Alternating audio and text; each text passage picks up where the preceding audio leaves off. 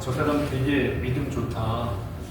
저 사람은 어떻게 저렇게 흔들리지 않고 저렇게 굳건하게 신앙을 지키지? 우리는 이런 말을 쉽게 합니다. 그리고 속으로 이렇게 생각을 하죠. 야, 저 사람은 참 정말 단단하다. 신앙이 아주 굳건해. 그래서 신앙이라고 하는 것을 이렇게 굳게 버티고 서 있는 것, 이런 것으로 신앙을 생각을 합니다. 근데 정말 신앙이라고 하는 게 그런 걸까요? 신앙이라고 하는 게 정말로 사람의 굳은 의지와 확신에서 나오는 것일까요?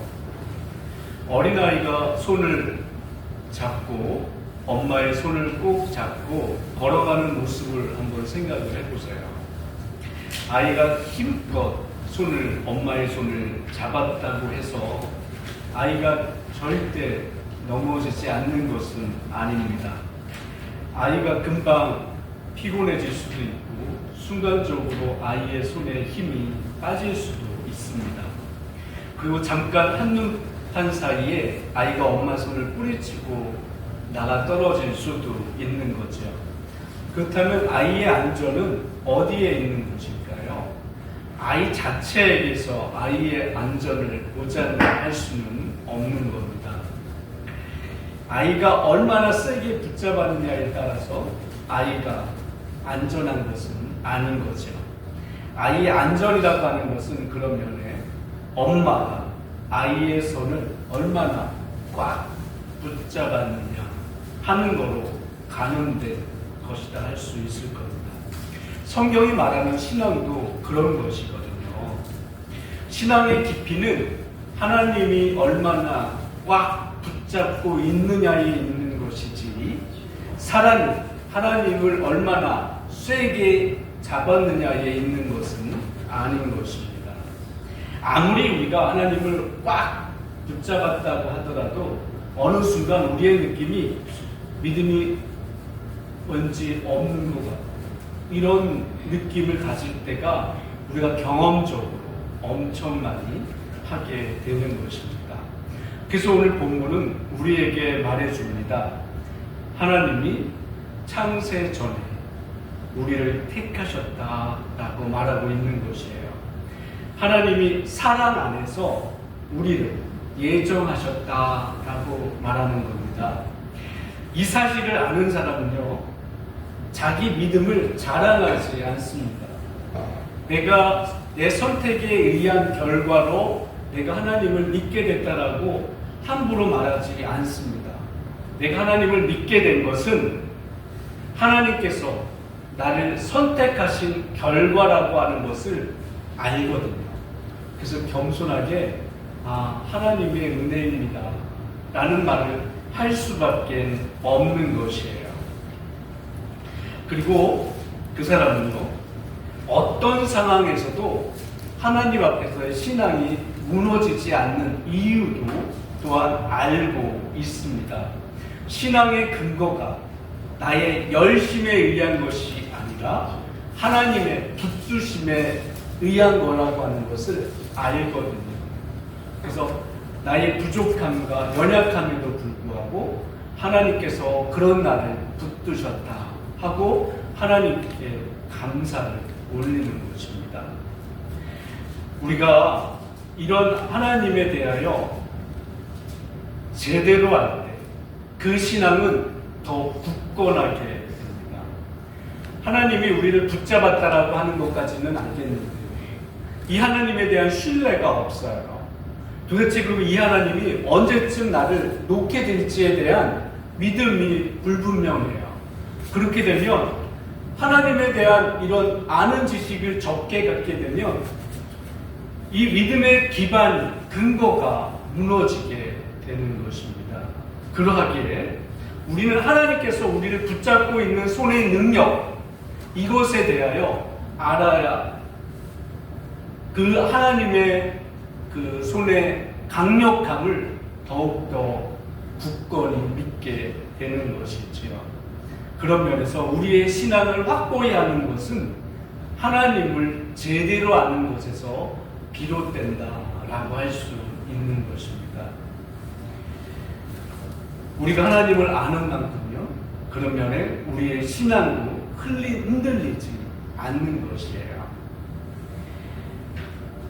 하나님의 능력만이 우리의 힘이고 권세고 우리의 유일한 원동력이기 때문에 그런 것입니다. 예레미야서는요,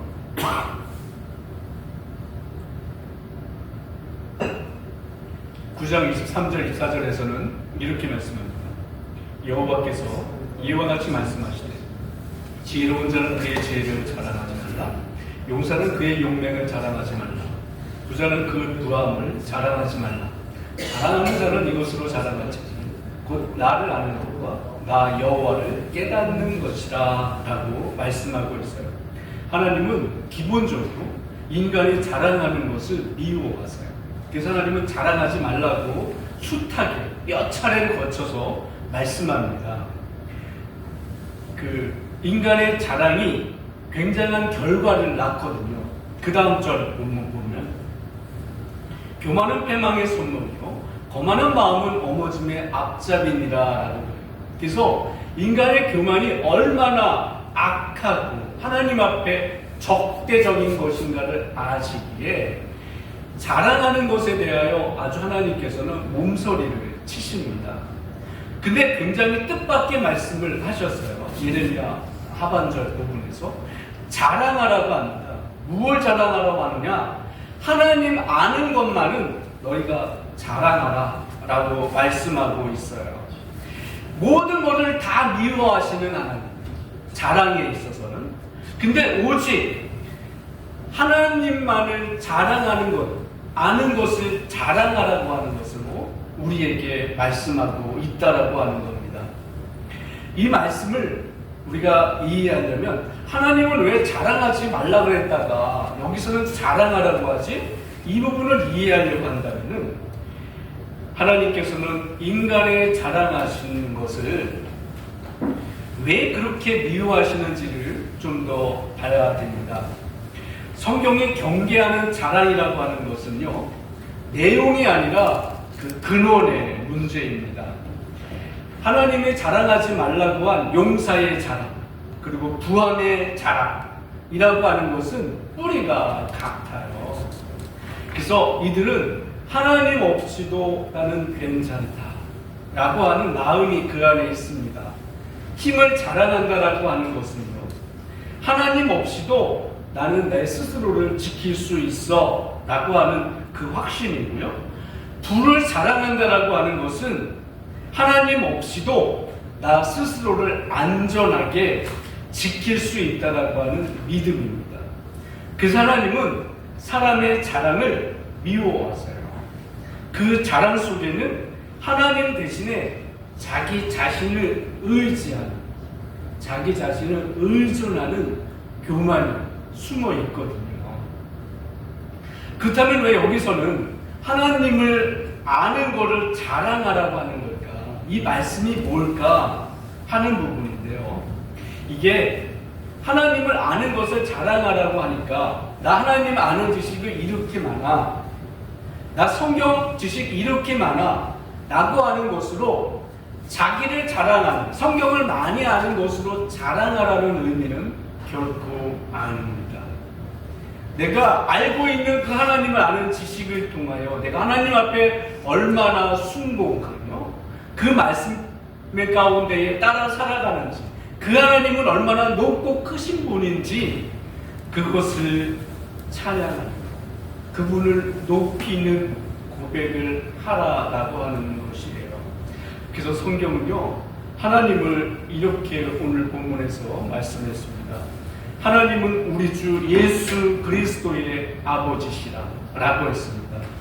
이 말은요, 단순한 호칭이 아닙니다. 하나님이 어떤 분이신지를 가장 분명하게 우리에게 알려주고 있는 신앙 고백인 것이에요. 구원은 아들을 보내신 하나님의 주권적인 결정에서 시작되었다라고 하는 것을 보여줍니다. 요한복음에서 이렇게 말씀합니다. 하나님이 세상을 이처럼 사랑하사 독생자를 주셨으니 이는 그를 믿는 자마다 멸망하지 않고 영생을 얻게 하려 하심이라. 계속이요.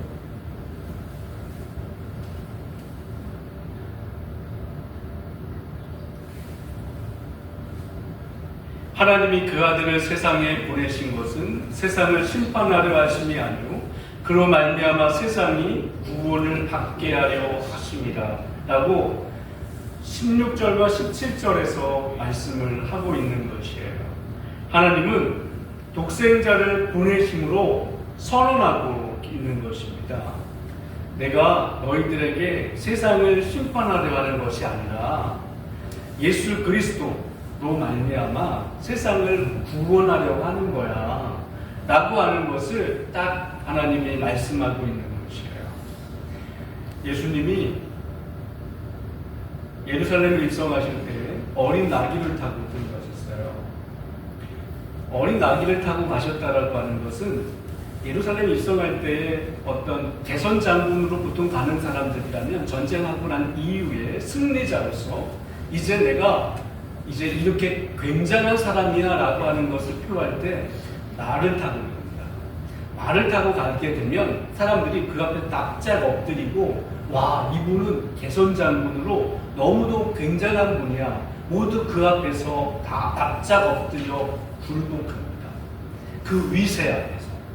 그런데 예수님은 예루살렘 입성을 하실 때 말을 타고 가지 아니하시고 어린 나귀를 타고 가심으로 무엇을 선언하신 거냐면 나는 너희들을 내게 납작 엎드리게 하는 그런 사람이 아니야. 너희들 나에게 다가와. 누구든지 다 다가오렴 하고 하나님께서 예수님께서 초청하시는 거예요.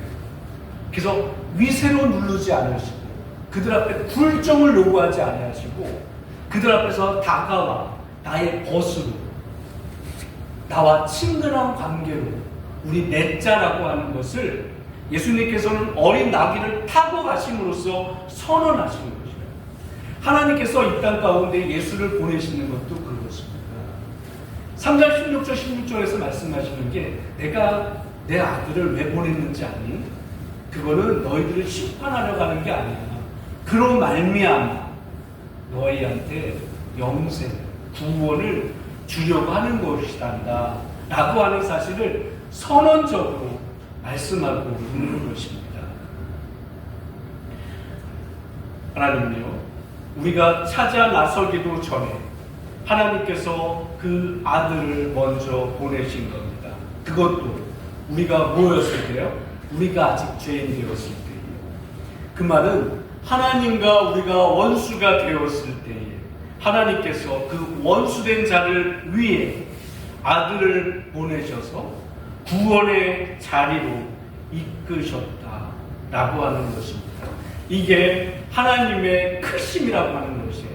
얼마나 하나님이 크신 분이시냐. 하나님과 원수된 자를 향하여 당신의 독생자를 내어 보내주시고 우리가 원수 되었었을 때 우리를 용납하셔서 구원의 자리로 우리를 인도하셨다라고 하는 사실인 것입니다. 그래서 하나님께서는 찬송받으시기에 마땅하신 분이다 라고 말하는 이유입니다. 그래서 복음은요, 사람이 하나님께 나아간 이야기가 아니라 하나님이 사람에게로 오신 이야기다 라고 말하는 것입니다. 복음은 이렇듯 죄인을 구원의 백성으로 이끄는 것입니다. 우리가 아직 죄인 되었을 때 이 세상으로 오셨고 그 예수께서 끝까지 순종으로 하나님의 뜻을 이루신 것입니다. 근데 그 순종의 길이 어떻게 보이시나요? 영광스러워 보이지가 않아요. 예수님은 마치 힘없는 죄인처럼 묶여 끌려 가셨습니다. 보기에는 예수님께서 너무나도 무기력해 보입니다.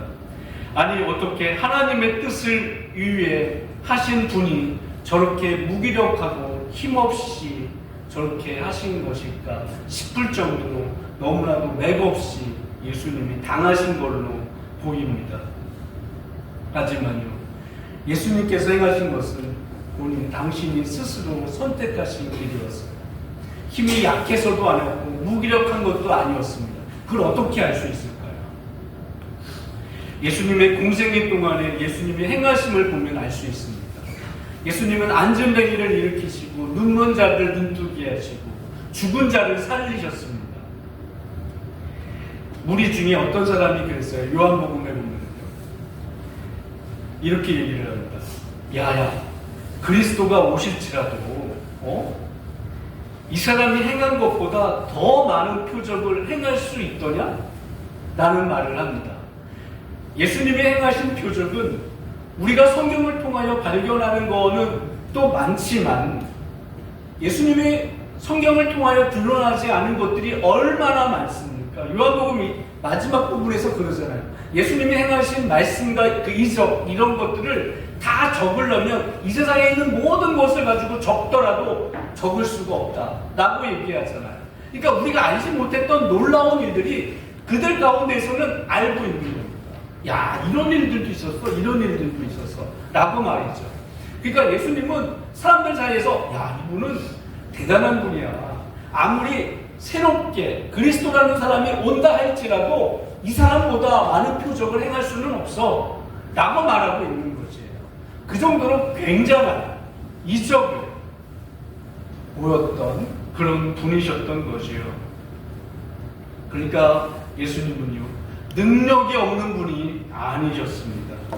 그리고 예수님이 체포되는 순간 어떤 일이 있나요? 베드로가 말고의 귀를 칼로 휘두르다가 뱄습니다. 그랬더니 예수님이 뭐라 그러시던가요? 예수님이 그때 이렇게 말씀하십니다. 너는 내 아버지께 구하여 지금 12영이나 더 되는 천사를 보내시게 할 수 없는 줄로 압니다. 야, 내가 지금 힘없어서 맥없이 이렇게 당하는 줄 아느냐? 더 오해하지 마. 예수님이 베드로에게 이렇게 말씀하고 있는 것입니다. 예수님은 그들의 능력에 압도되어 막을 수 없어서 어쩔 수 없이 붙잡히신 것이 아니었습니다. 저항할 능력이 없어서 체포되신 것도요, 아니었습니다. 그렇다면 왜 그 길을 예수님께서는 가셨을까요? 아버지 하나님의 뜻을 이루기 위한 자발적인 순종이었어요.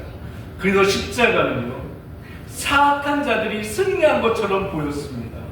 그들이 원하는 모든 결과를 다 맺었거든요. 죽이려고 했더니 진짜 죽었어요. 십자가 못 박으려고 했더니 진짜 못 박았어요. 모든 것들이 그들 원하는 대로 다 이루어졌습니다. 근데 하나님께서는요, 그들의 그런 욕심, 그들의 마음, 강팍함, 이런 거를 통하여 하나님이 이루신 구원을 완벽하게 이루신 자리가 십자가인 것입니다. 예수님은 패배자가 아니라 아버지의 뜻을 끝까지 이루신 구원자이셨던 거예요. 그런 면에 십자가는요, 예수님의 패배가 아닌 하나님께서 구원을 완성하신 아이러니였습니다. 그러므로 하나님은요, 우리를 복주시되 그리스도 안에서 하늘에 속한 신령한 복으로 우리에게 복을 주세요. 여기서 그냥 복을 주시는 것이 아니라 하늘에 속한 신령한 복을 우리에게 주신다라는 겁니다. 아니, 무슨 복을 주시길래 이렇게 복잡해? 하늘이면 하늘, 신령이면 신령, 이거지. 하늘에 속한 신령한 복, 이게 뭐 두 가지나 이렇게 섞여 있어요. 하늘에 있다는 것은 뭐 알겠어, 이 세상의 것이 아니라 보다 높다라고 하는 면에서 초월적인가 뭔가 보네? 그것까지는 알겠어. 거기다 신령한 복? 신령한 복이라는 것도 알겠어. 이 세상에서의 육적인 복이 아닌 하나님이 주시는 영적인 복인가 보지? 라는 부분들로 알겠어요. 근데 이 두 개가 섞였어요. 하늘에 속한 신령한 복. 야, 뭐 이렇게 복잡해? 하나님이 주시려고 하시는 것은 이렇게 엄청난 것을 주시겠다 말씀하고 있는 것입니다. 이거는요, 단순히 우리의 삶의 조건을 바꾸는 복이 아닙니다. 존재의 자리를 바꾸는 그런 복을 주시겠다 말씀하고 있는 것이에요. 다시 말해 이 복은요, 돈이 생기거나 일이 잘 풀리거나 상황이 좋아지는 복은 아닙니다. 하나님 앞에서 내가 어떤 사람이 되었는가를 새롭게 하는 그런 복인 것이에요. 어떤 분은 그럴 것입니다. 재미없어요. 아니, 돈 되는 거여야죠. 좀 좋은 자리에 올라가는 게 그게 진짜지. 그딴 거 저는 별로 관심 없습니다. 라고 생각할지도 모릅니다. 이건 눈에 띄지도 않고 당장 삶이 확 달라져 보이지도 않거든요. 하지만 여러분, 이 복이야말로 영혼을 가로지르는 복인 것입니다. 생겼다가 없어지는 복이 아니라요, 한번 주어지면 끝까지 유지되는 그런 복인 것입니다. 왜 이 복이 영혼을 가로지르는 복이라 하는가 하면요, 하나님이 세상을 창조하셨어요. 하나님의 뜻은 사람과 하나님이 교류하며 하나님과 교통하는 것이 하나님의 본래 뜻이었습니다. 하나님과 함께 사는 삶, 창조의 목적이었죠. 하지만 사람이 하나님이 먹지 말라고 하신 그 선악과를 그만 따먹었습니다. 이 관계로 인하여서 깨졌고요, 하나님과의 교통은 끊어졌습니다. 그 이후 인간 세계는 더 이상 함께하는 삶이 아니라 살아남아야 하는 삶이 된 것이에요. 살아남아야 하는 삶. 사람의 삶은요, 이제 생존 경쟁이 되었습니다. 이웃은 동행자가 아니라 경쟁자가 되었습니다. 제로섬 게임입니다. 내가 지면, 내가 가지면 누군가는 잃고, 내가 빼앗지 않으면 내가 빼앗기는 구조. 이런 구조로 선악과를 따먹고 난 이후에 내몰린 것입니다. 그런 세상에서 여러분, 누가 패배할까요? 힘없고 연약한 자는 백전백패입니다. 강하고 능한 자만이 살아남는 구조예요. 결국 세상은요, 정글이 됩니다. 제1의 포식자만이 살아남는 세계. 이게 하나님을 떠난 인간의 현실인 것이에요. 그런데 보십시오. 그런 세상에 내몰린 인생을 향해 하나님은요, 전혀 다른 방식으로 일하십니다. 하나님은 세상적으로 보면 이길 수 없는 사람, 도저히 질 수밖에 없는 사람, 패배자일 수밖에 없는 사람, 이런 사람들을 하나님이 사용하십니다. 그리고 세상에서 강하다고 여겨지는 자들, 능력자들, 사람들이 부러워하고 굉장하다고 여기는 자들, 그런 자들을요, 하나님께서 오히려 부끄럽게 여기십니다. 고린도전서에서 이렇게 말씀합니다. 하나님께서 세상에 미련한 것들을 택하사 지혜 있는 자들을 부끄럽게 하려 하시고, 세상에 약한 것들을 택하사 강한 것들을 부끄럽게 하려 하시며, 하나님께서 세상에 천한 것들과 멸시받는 것들과 없는 것들을 택하사 있는 것들을 폐하려 하시나니라고 하나님께서 말씀하고 있어요. 하늘에 속한 신령한 복의 세계에 들어섰다라고 하는 것은 하나님께서 부르신 사람이 되었다는 것이에요. 비록 세상적으로는요, 아무런 힘도 쓰지 못하고 아무런 능력도 발휘하지는 못한 사람일지라도 하나님께서는 그 사람을 눈여겨보시는 사람인 것입니다. 하나님께서 그 사람과 함께 하시는 사람이 되는 것입니다. 그 지위가 하늘에 속한 신령한 복을 얻은 사람이 받은 지위인 것입니다. 여러분, 그뿐만이 아니에요. 하나님은 우리를 창세 전에 택하셨어요. 우연히 불러 세운 사람들이 아니라 영원 전부터 뜻을 가지고 세우셔서 선택하신 아주 깊게 고민하여서 선택받은 사람들이 된 것입니다. 하나님께서는 우리를 사랑 안에서 당신 앞에 거룩하고 흠이 없는 사람으로 세우시기 위하여 그 기쁘신 뜻대로 우리를 예정하셨다라고 말씀합니다.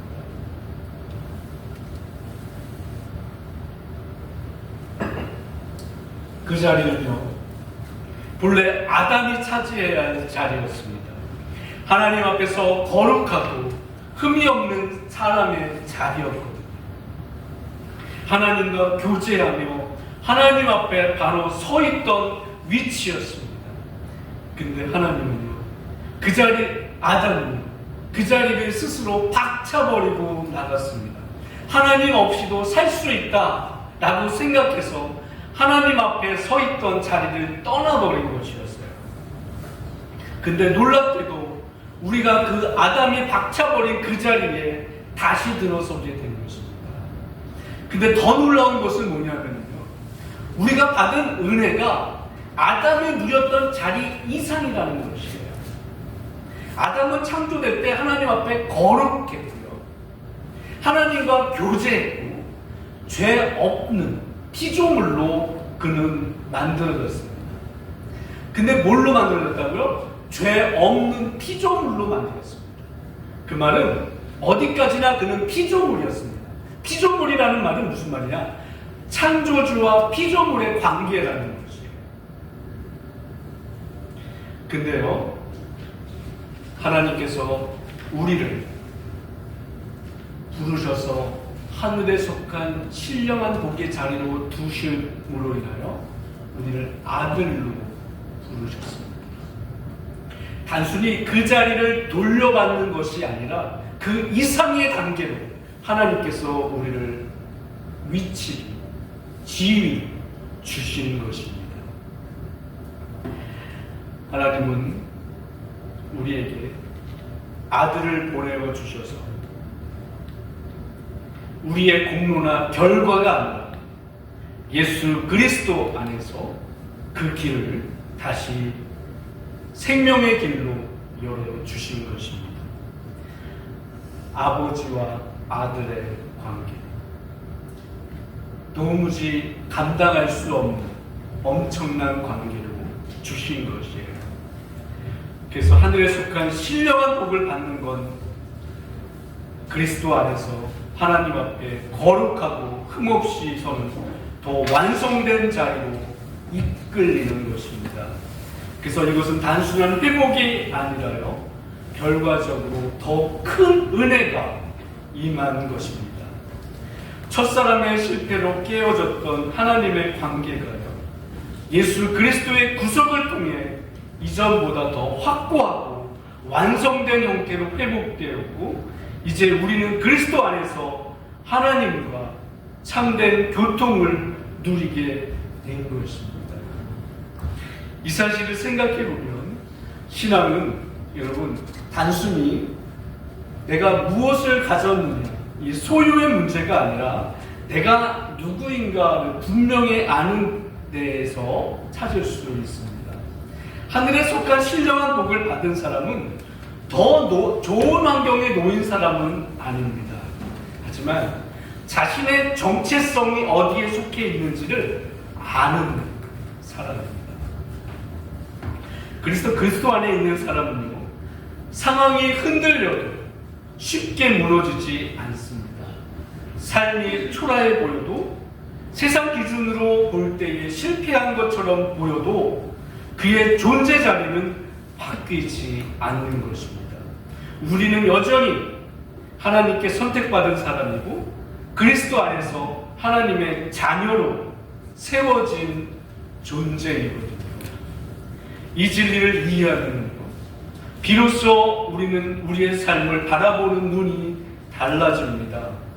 외형이 아니라 정체성으로 자신의 존재를 보게 되는 것이에요. 내 처지가 아니라 하나님의 선언으로 자기 자신을 해석하게 되는 것입니다. 바로 이 지점을 가장 잘 보여주는 이야기가 왕자와 거지라는 소설입니다. 여러분 그 이야기를 잘 아실 거예요. 거지가 된 왕자는 겉모습은 초라했습니다.